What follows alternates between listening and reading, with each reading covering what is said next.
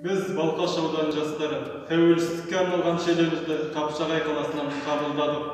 Балқаш ауданы жастары барша қазақ елін тәуелсіздіктің 29 жылдығымен шын жүректен құттықтаймыз. Әрқашан еліміз аман, жұртымыз тыныш, тәуелсіздігіміз тұғырлы болсын.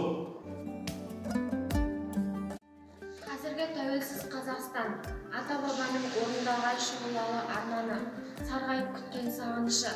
Тәуелсіздік таңын аңсаған ата-бабаларымыздың асқақ арманы орындалды десек қателеспейміз.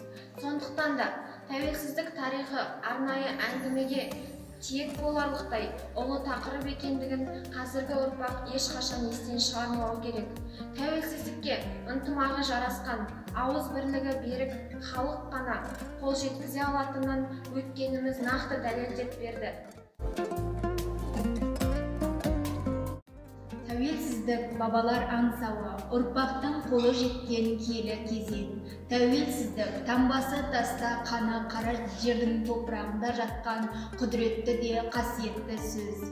Еліміз тәуелсіздіктің бесігінде тербелгелі 29 жыл.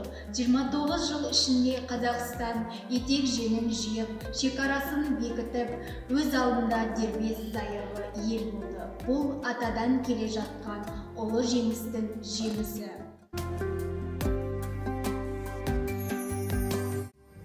Бұл күн республикамыздың әр азаматы үшін айтулы күн.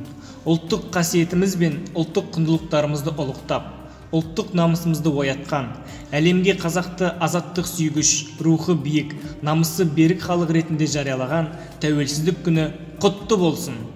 Тәуелсіздік қазақ үшін ғажап құт. Ғажап құтқа жүрмейді енді мазақ түк.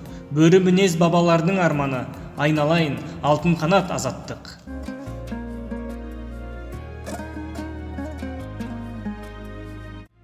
Тәуелсіздік төгілген қан мен өлмеген жігер отымен келген күн. Тәуелсіздік бұл азат пен төзімнің, халықтың сан ғасырлар бойы еркіндікті аңсаған күн.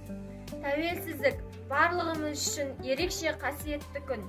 Балқаш ауданының тәуелсіз жастары бұл шеруімізді Кербұлақ ауданына жолдаймыз.